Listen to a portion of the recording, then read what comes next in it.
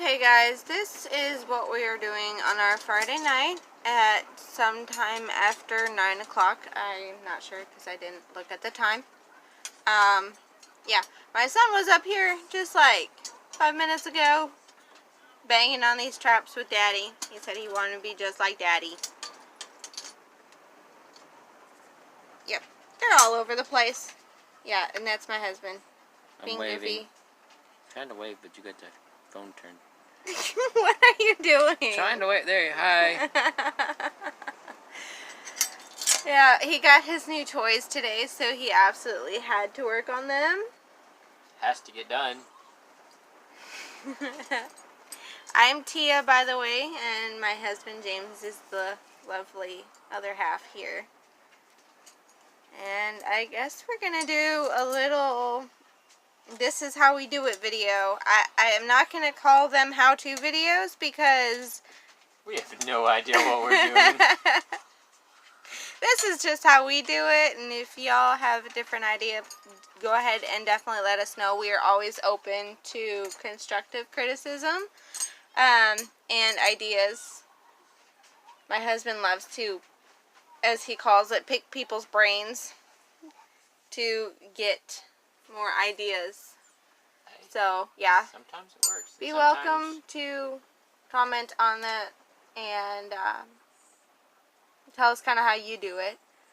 But, so, this is, he's going to show you kind of what he's doing now. What, is this a bridger? Yeah. This trap is bridger number 3. Dogless. And the dogless.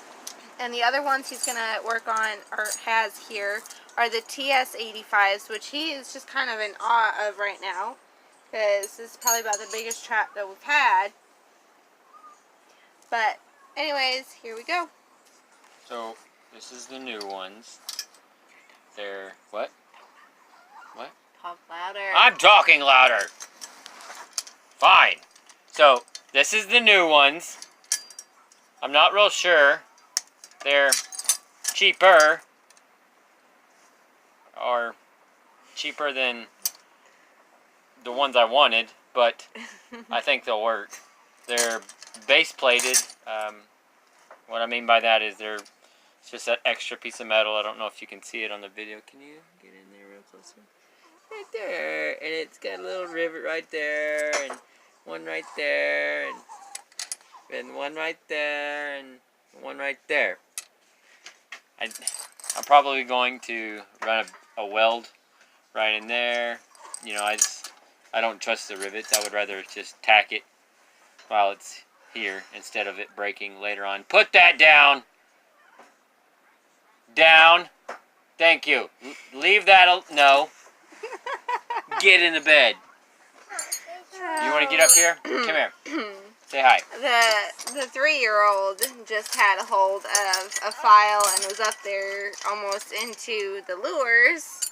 Yeah, Mama don't want. Which, yeah, that would not be beaver very castor good. all over the house. Here, sit down. Sit down with me. Okay, let's show them what we're doing. So, we've got the base plate. The center D-loop. It kind of, I don't know. It does things, apparently, that people say, and it's important. It's very important. So we do things like that. And I bought a couple Expand-A-Pans. And I'm not exactly thrilled about them so far. I haven't seen them in action personally yet.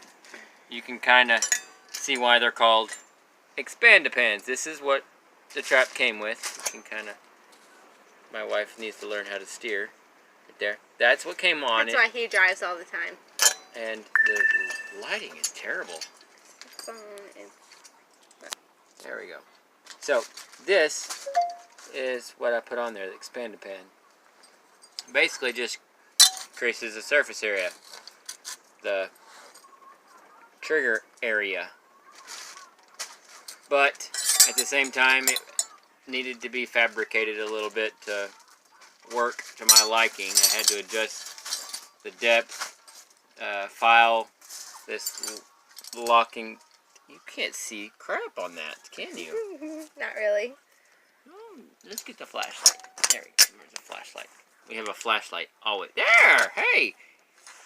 Can you hold that? Too? And then there was light. Can you hold that? Thank you, sweetheart.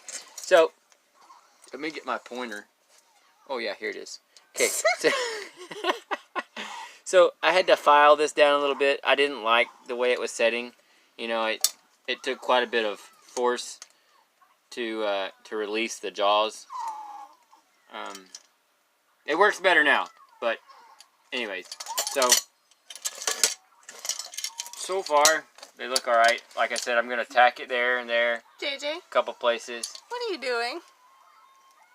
What are you? Oh, he's counting double ferrules. Durber Double furlers. Here, no, here. You can have a couple of them, but you can't have them all. Daddy needs those. Here, there. Here, fix them. Fix it. Fix it. Okay, whatever. So, yeah, I'm going to weld the base plate. I'm also going to weld these J-hooks.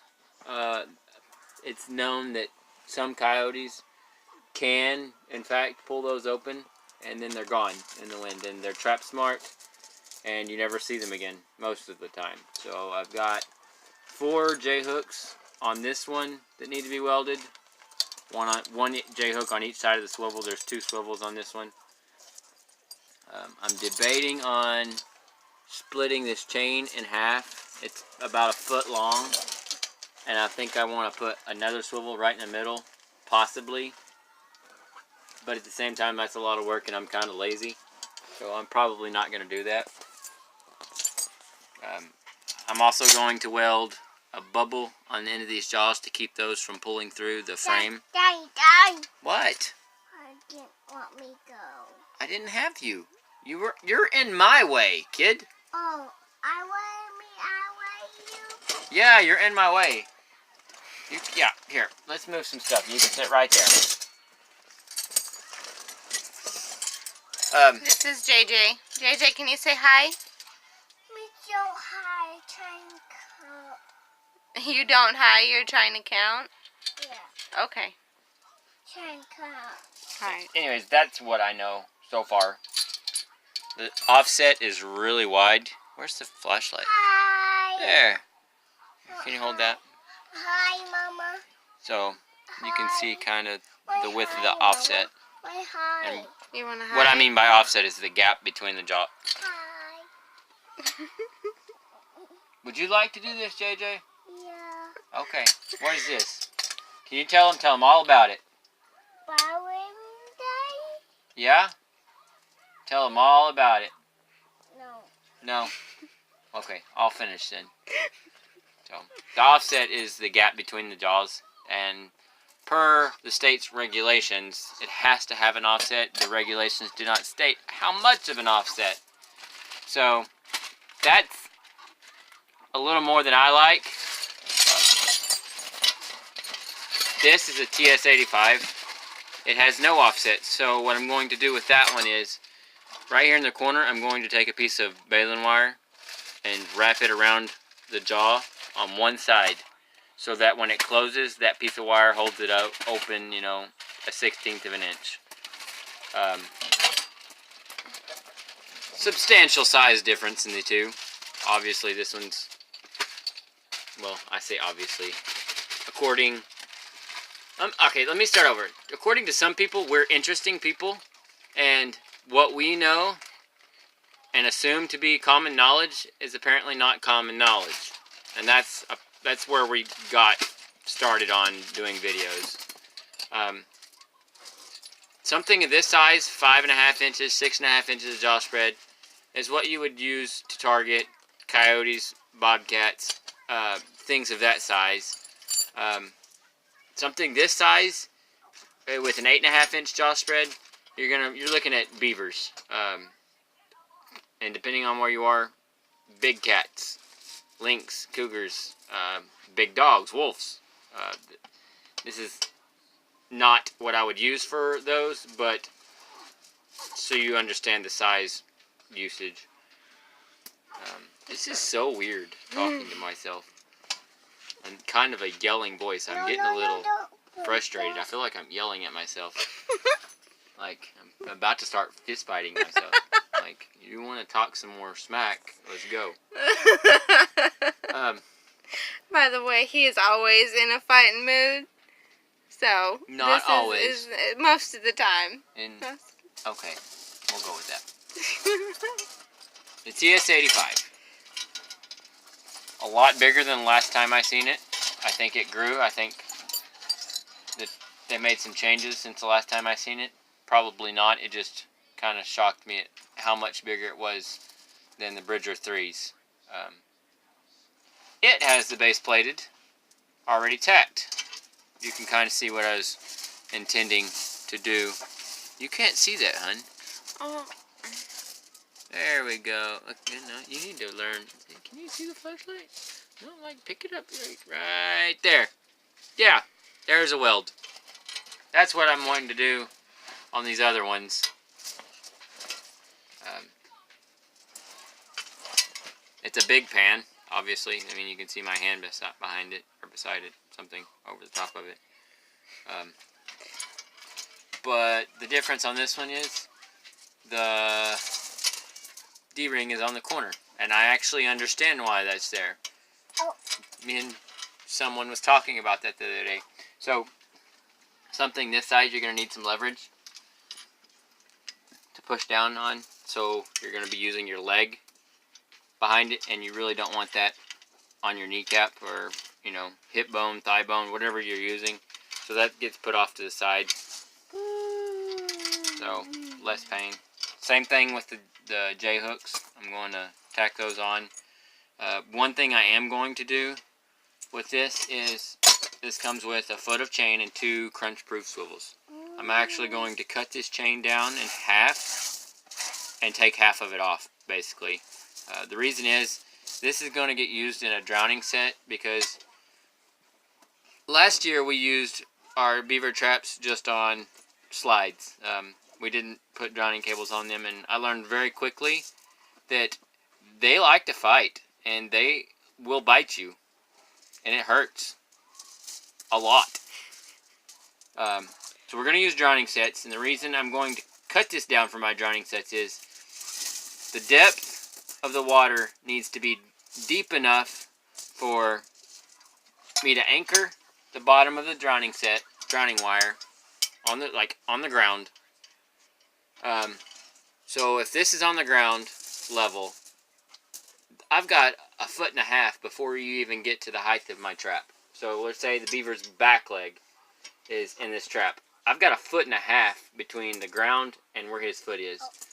And then from his back leg to his mouth is another 20, 24, 30 inches depending on how big he is. Somewhere in that range. So for me to drown the beaver, we're looking at what? 3.5 feet, 4 feet? And some of those places, I don't have 4 foot, 5 foot of water. A lot of it is just creeks and... A lot of it is creeks that maybe are waist deep. So I'm trying to maximize the depth that I'm going to have by shortening the distance between the beaver's feet and the bottom of the creek. I hope that's enough. If it's not, I don't know. I'm going to have to deal with a fighting, angry, ticked off beaver. That's not going to be fun. They have no neck to put like a collar and leash on. You can't just like hold them down. So hopefully that works. There's also a chance that we could catch an otter in this trap, and I really do not want to deal with a live otter. Absolutely not. We call them water wolves, and they're called water wolves for a reason. Did it shut off? No. Oh. I got bit by an otter last year, and I was not happy, and it scarred me for life. I will never, ever deal with a live otter again until I catch one alive, and then I'll have to do something. I don't know what else to say. This is just a few of the new ones that we got today, and I'm just trying to screw with them a little bit, make sure they're acceptable. The Bridger number 3s, I'm trying to adjust the pan weight a little bit. Don't ask me what I'm setting it at. I'm just, when it feels right. I don't want it so light that a mouse runs across it, and I want it kind of heavy, but not too heavy, because these are targeting cats and coyotes. So we'll try to tighten these nuts up and see what we can get. He's stealing all your ferals and putting them on his bed. That's okay. They're like $5 for 100. I guess I'm done. I don't know what else to say. This is, I mean, I can do another video and I'm working on them outside. Apparently I can't weld inside anymore. No! I don't know what the problem is. So, we can shoot one later. Alright guys, we're going to do another video later on. Maybe not tonight. Maybe tonight. Depends on how we're feeling. Kind of a get to know us little video. And I klutz and drop the phone. You're a klutz all the time. Just kind of get to know us into our life a little bit, because you'll be seeing more than just trapping videos from my handsome, wonderful, almost got his hand stuck husband. That's why I let it go. I'm not going to do this on video because it's going to hurt. Not really. It really doesn't hurt. It just kind of startles you. I got my hand palm stuck in one the other day, and it was like right here. And so I couldn't use my feet to get it out because my hand was in the way. And I couldn't reach it with this hand and do both sides. So I was like, crap. But I finally got it wedged between my legs and pulled it out. But alrighty, y'all. We'll talk to you later.